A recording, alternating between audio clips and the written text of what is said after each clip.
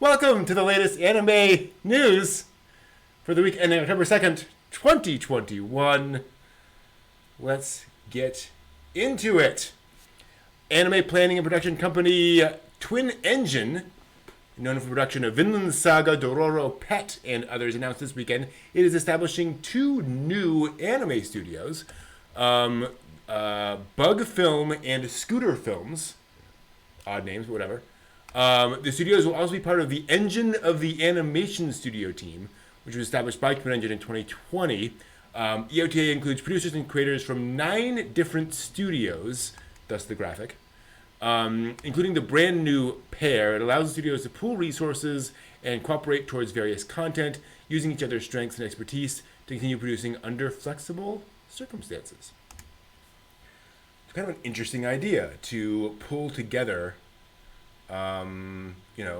different sources from different places. Yeah. Not quite. This is more kind of creating specialized anime studios, I think.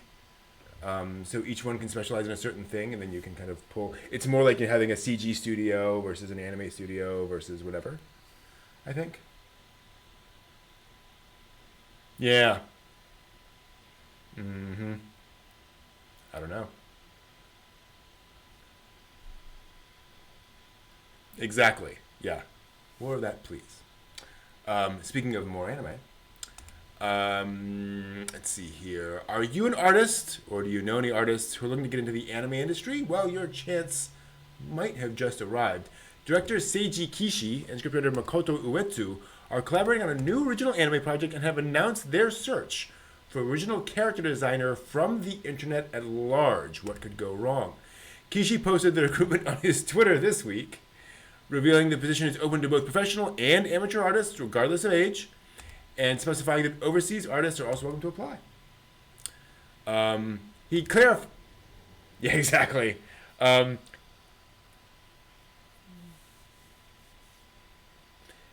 They can submit. He clarified applicants do not need to know Japanese, and answered concerns about pay by reassuring this position is, quote, a proper job, end quote.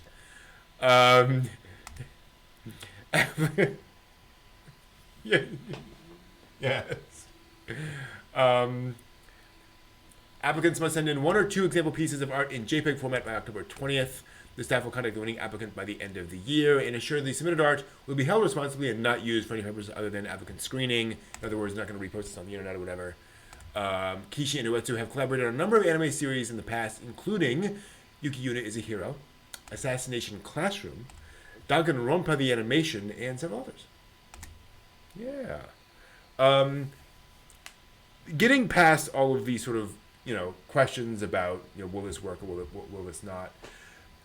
Does this seem like just sort of generally a useful move for the industry in general to say, hey, let's look beyond the kind of just the normal group for character designers?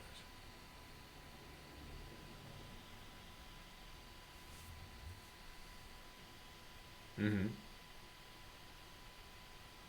Right. Yeah.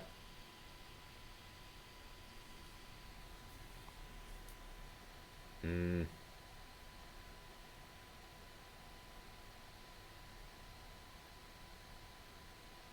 Mm-hmm. Yeah. Yeah. Mm. Yeah.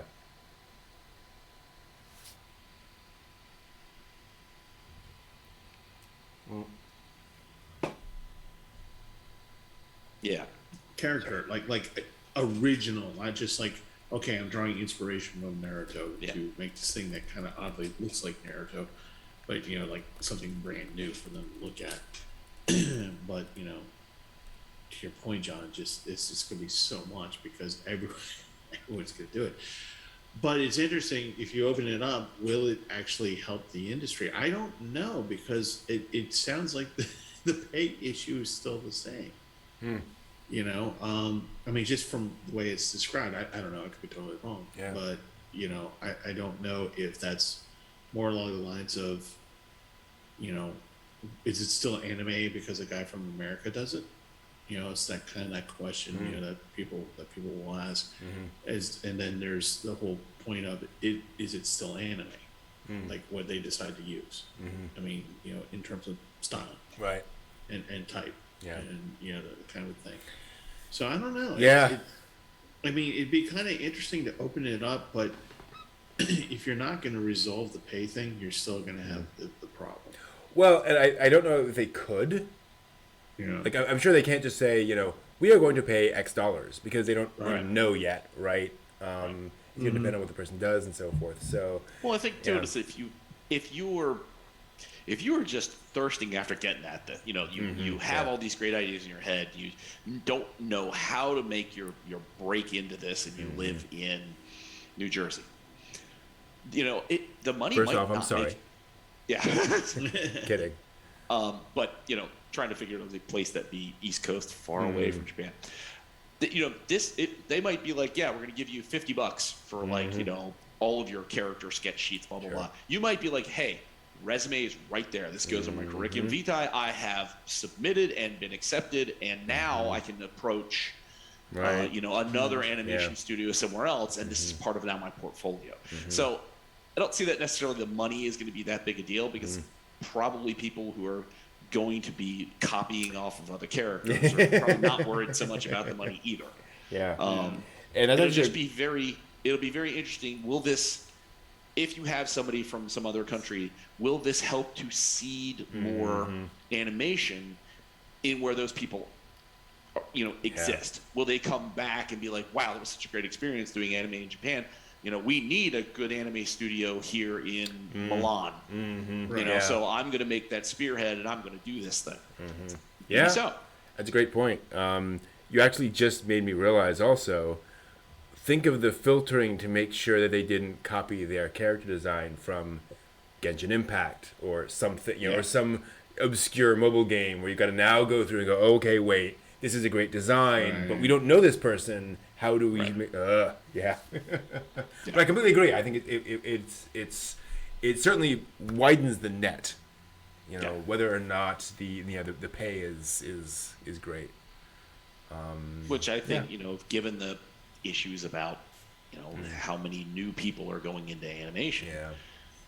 I mean, if you do cast that net pretty wide, there's an entire globe out there. Yeah. So if they can provide you character designs and inspirations that you can get things rolling, heck, that keeps the industry moving. Yeah.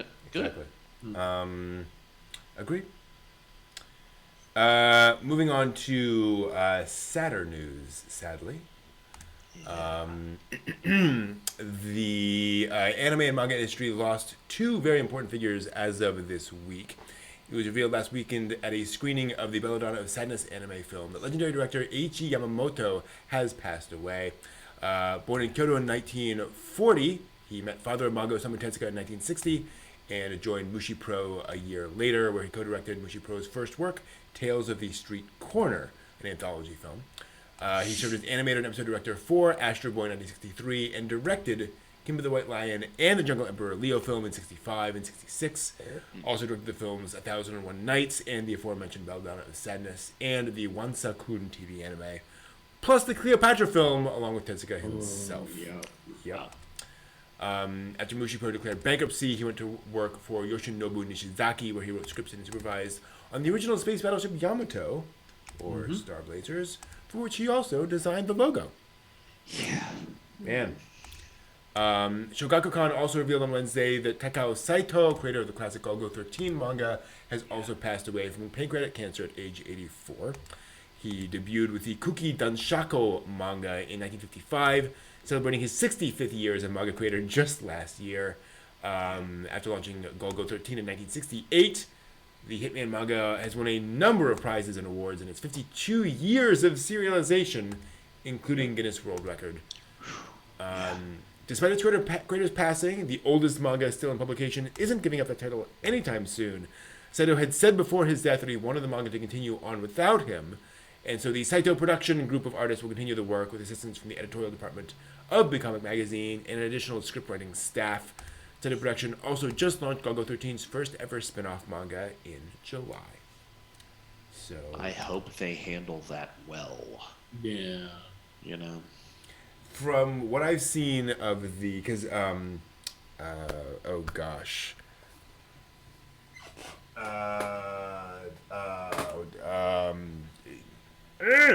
One moment. I'm completely blanking on somebody's name.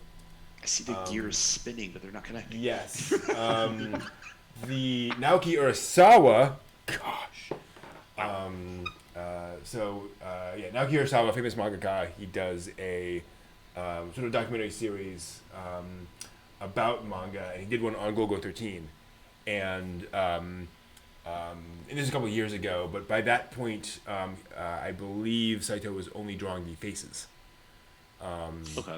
Everything else was being handled by the production team, and very deliberately. He was like, I still want to do this, I still want to be involved in this and involved. And, Right. my pen is in this, but they can handle everything else. So it sounds like they've transitioned properly or completely. But yeah, here's hoping. Yeah. Also this week, news items we just wanted to mention as we go. To celebrate its 20th anniversary, Kadokawa's light novel imprint is currently holding a special event, which included the announcement of upcoming anime adaptations of 2 light novels. Shocker. First is Sugar Apple Fairy Tale, a story about a girl in a fantasy kingdom and her hired fairy bodyguard as she journeys to become a silver sugar master, a creator of magical candy. Sounds like a porn. So, I was gonna say it sounds to me like somebody who's like moving smack. You know, like Smack or porn or women or something like wow, that is okay. not where I went. Yeah. This is clearly aimed at like 8-year-old girls. But anyway, It's not Breaking Bad fairy style. yeah, no, doubt it. Okay. what's my name? He's magical sugar. Plum. I'm the silver sugar master. I'm sure you are. Wow. After The 10, we're good. the second adaptation will be I'm the Villainess, so I'm keeping the last boss. The story follows Irene, reincarnated into a Tomei world as a villainess, but she's trying to woo the game's last boss to prevent her scripted destruction. So I think I want to see that. Yeah, definitely. Akatsuki and Tokyo Games' new Tribe 9 project revealed this week. The project will also include a TV anime, plus a 3D smartphone action RPG, of course, and a webtoon. And it will premiere next January, co-produced by Funimation, with animation by Linden Films. The project is set in, get ready for this, 20XDX in the country of Neo-Tokyo, where outlaw gangs of the city's wards battle for domination via extreme baseball.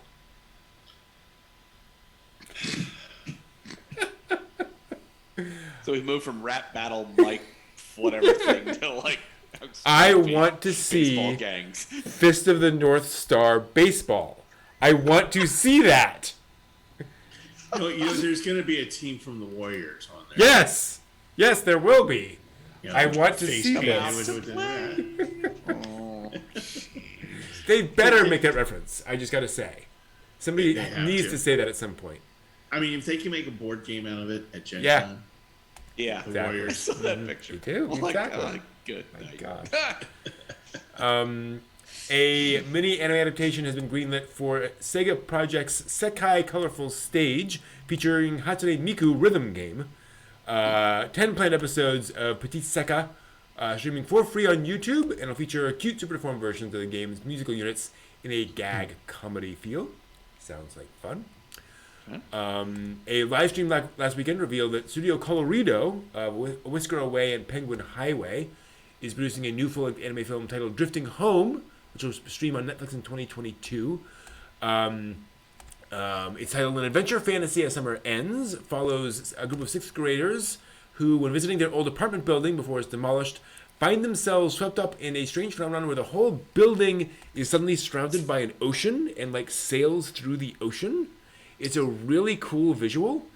It's this interesting, like obviously something like supernatural is happening. Kind of, obviously it's sort of a drifting classroom-esque, but more of like a Studio Ghibli vibe. of all this. A bunch of sixth graders. For some reason, I'm reminded of that Monty Python movie where they show the corporate raiders as a Oh villain. yeah, they're firing their filing cabinets.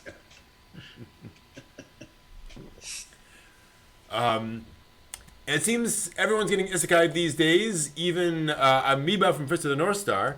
A new spin-off manga will launch in Comic Zenon's next issue, titled Fist of the North Star Side Story Genius Amoeba's Another World Overlord Legend. Even if I go to another world, I am a genius. Huh, was I mistaken? Wow. So there's no art because it's just Yeah. It's just a kanji exercise. Yeah. That's all it is. Like how much can you write? Wow. It follows Amoeba, who after being defeated by the original series protagonist, wakes up in a new world and begins a new adventure. I'm sure he does. A new Space Battleship Yamato novel launched this week, set in between Final Yamato and the Resurrection films, titled Space Battleship Yamato Reimeihen Aquarius Algorithm. The story finds Kodai and the crew of the Yamato 12 years after the battleship sank in the Sea of Aquarius. Spoilers. As they encounter an unknown enemy, the novel also includes a chronological timeline of the history of the Yamato and the planet Aquarius, as well as a mechanic file by Godzilla designer Shinji Nishikawa. Oh, interesting. Cool. Last up this week, Nozomi Entertainment has launched a new Kickstarter campaign called Let's Dub the Dirty Pair TV series. Now, here's what this is about. They want to try to dub the Dirty Pair TV series. They're trying to raise $275,000 exactly.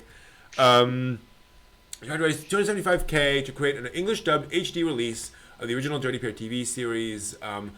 Along with typical backing rewards, fans can also pledge to receive an early Blu-ray of the new dub or a Blu-ray of the entire Dirty Pair franchise, including the dub of the original series, as well as the previous dubs for the rest of the franchise and the Japanese versions with subtitles.